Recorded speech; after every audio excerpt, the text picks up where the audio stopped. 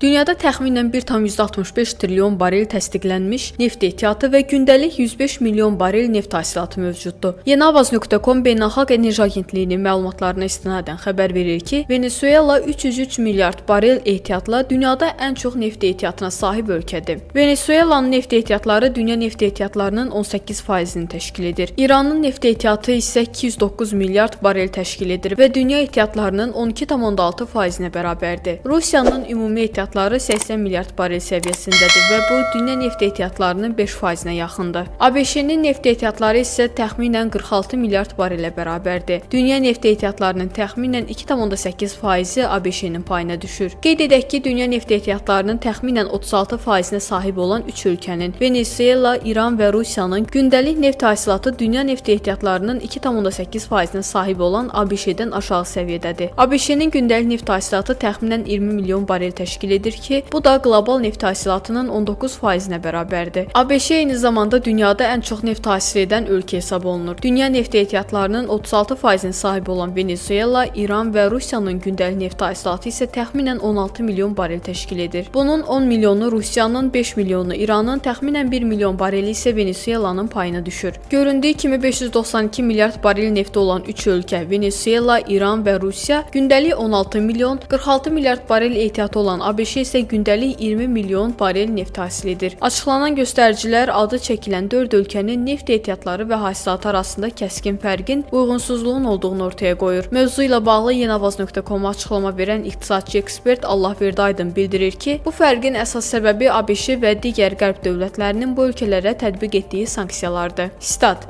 Rəqəmlərdən də göründüyü kimi bu 3 ölkənin neft ehtiyatları dünya bazarına böyük təsir göstərə biləcək potensiala malikdir. Amma mövcud sanksiyalar bu ehtiyatların böyük hissəsinin istifadəyə verilməsini əngəlləyir. Bu da neft qiymətlərinin yüksək qalmasına və bazarın daha qeyri-sabit olmasına səbəb olur. Məlum məsələdir ki, Venezuela və İran kimi böyük ehtiyatlara malik ölkələrdən gələn əlavə təklif bazarda mövcud təchizatın artmasına və qiymətlərin aşağı düşməsinə səbəb ola bilər. Ancaq hazırda sanksiyalar bu ölkələrin ixrac imkanlarını əngəlləyir. Bu da qiymətləri süni şəkildə yüksək saxlayır. Statın sonu. Ekspert qeyd edir ki, ABŞ-nin bu sanksiyaların tətbiqindəki rolu daha çox iqtisadi və geosiyasi maraqlarla bağlıdır. Stat: Neft qiymətlərinin yüksək qalması ABŞ üçün sərfəlidir, çünki bu alternativ enerji mənbələrinin, məsələn, şist neftinin daha sərfəli olmasına imkan verir. ABŞ eyni zamanda dünya bazarında İran və Venezuela kimi rəqiblərin potensialını məhdudlaşdıraraq öz geosiyasi təsirini qorumağa çalışır. Bu sanksiyalar həm də ABŞ-nin enerji müstəqilliyini təmin etməsinə kömək edir və neftin qiymətinin aşağı düşməsinin qarşısını alır. Əgər Venezuela və İranın neft ehtiyatları sanksiyalardan azad olsaydı,